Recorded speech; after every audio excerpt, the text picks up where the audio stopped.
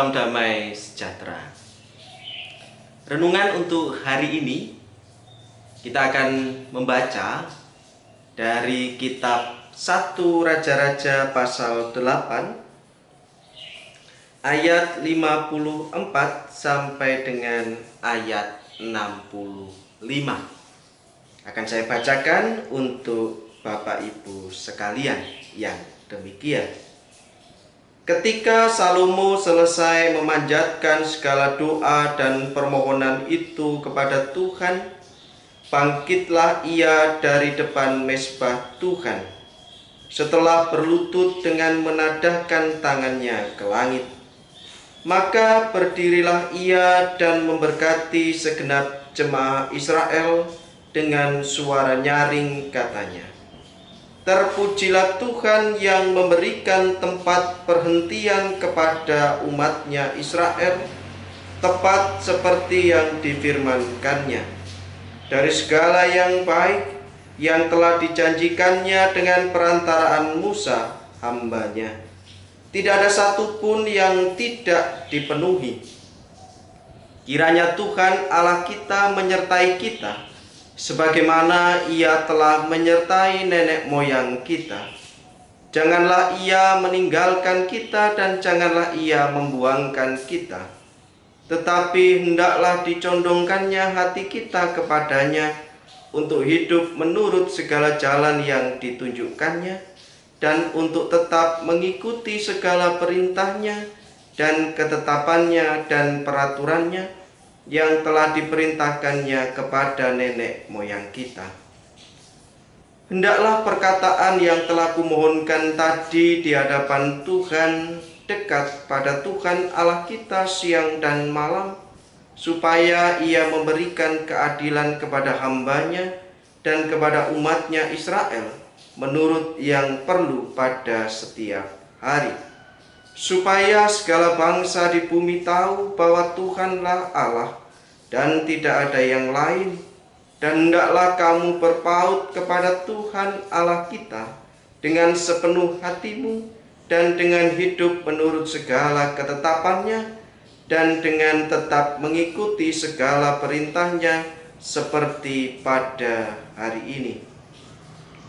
Lalu raja bersama-sama segenap Israel mempersembahkan korban sembelihan di hadapan Tuhan.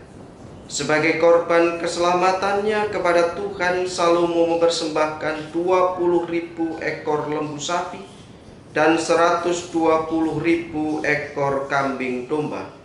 Demikianlah raja dan segenap Israel mentahbiskan rumah Tuhan itu. Pada hari itu juga raja menguduskan pertengahan pelataran yang di depan rumah Tuhan, sebab disitulah ia mempersembahkan korban bakaran, korban sajian dan segala lemak korban keselamatan. Sebab mezbah tembaga yang di hadapan Tuhan itu terlalu kecil untuk memuat korban bakaran dan korban sajian dan segala lemak korban keselamatan itu. Lalu Salomo mengadakan perayaan pada waktu itu juga di hadapan Tuhan Allah kita selama 7 hari bersama-sama dengan seluruh Israel, suatu jemaah yang besar dari jalan masuk ke Hamat sampai Sungai Mesir. Demikian pembacaan firman Tuhan. Sungguh berbahagia kita yang dengan setia membaca, menggumuli, dan menghidupi sabda Tuhan. Amin. Bapak, Ibu, dan saudaraku sekalian, satu yang telah dikerjakan oleh Salomo, yakni dikisahkan dalam bacaan kita, telah usai turut membangun bait Allah. Kehadiran bait Allah, kehadiran tempat kudus di tengah umat Tuhan, menjadi satu peristiwa yang layak untuk disyukuri, yang layak untuk dibangun, yang layak untuk dikembangkan, yang layak untuk dirawat.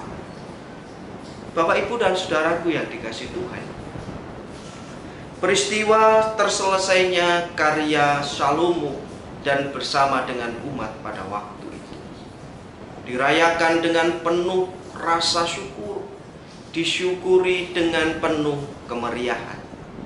Berbicara tentang rasa syukur, Bapak, Ibu, dan saudaraku yang dikasihi oleh Tuhan, adalah satu nilai Kristiani di mana kita diajarkan untuk senantiasa bersyukur dalam segala hal. Dan salah satunya kita adalah mensyukuri hadirnya bait Allah, hadirnya persekutuan di tengah kehidupan kita.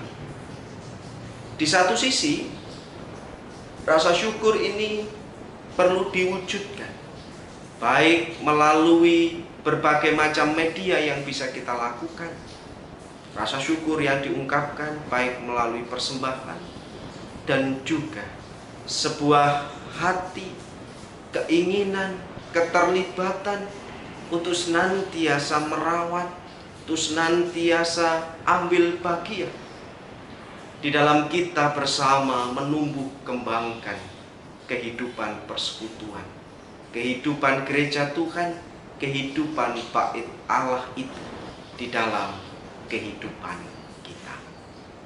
Bapak, Ibu, dan saudaraku yang dikasihi oleh Tuhan, Salomo juga menjadi teladan bagi kehidupan kita dalam hal keinginan, kesungguhannya untuk ambil bagian dengan segala kemampuan yang dia miliki, terwujudnya karya Tuhan di tengah kehidupan umat pada waktu itu, yaitu melalui hadirnya bait Allah. Disinilah juga di samping rasa syukur kita atas segala persekutuan yang terbangun, gereja Tuhan yang telah terbangun 115 tahun di GKJW Jemaat Sitorno ini. Di samping itu, Salomo juga memberikan satu teladan supaya kehidupan kita pun juga ikut ambil bagian di dalam merawat rumah Tuhan. Selamat merayakan dan menghayati kehidupan pemberian Tuhan ini dengan kita senantiasa bersyukur dan melibatkan diri untuk juga merawat rumah Tuhan yang ada di jemaat kita. Marilah kita satukan hati, kita berdoa bersama. Ya Bapa yang Maha Kasih, kami bersyukur Engkau senantiasa memelihara kehidupan kami. Begitu pula mampukan kami untuk senantiasa bersyukur di segala keadaan kami. Mampukan kami juga untuk terlibat aktif merawat bait Allah, merawat rumah Tuhan, merawat gereja Tuhan dan persekutuannya. Kami berdoa untuk keberadaan seluruh warga jemaat Sitorno dimanapun berada. Tuhan, kami memohon kiranya Engkau senantiasa memberkati, menjauhkan dari segala sakit dan penyakit, senantiasa dilindungi dan dilimpahi dengan berkat yang cukup di dalam kehidupan mereka, keluarga demi keluarga. Demikian pula Tuhan, kami berdoa untuk keberadaan bangsa dan negara kami.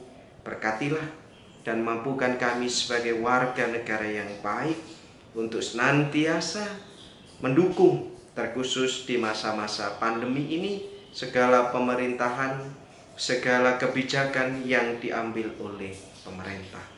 Terima kasih Tuhan, kami menyerahkan hidup dan kehidupan kami ke depan hanya di dalam kasih dan pertolongan Tuhan. Hanya di dalam nama Tuhan Yesus Kristus kami berdoa. Amin. Terima kasih Bapak Ibu, salam damai sejahtera.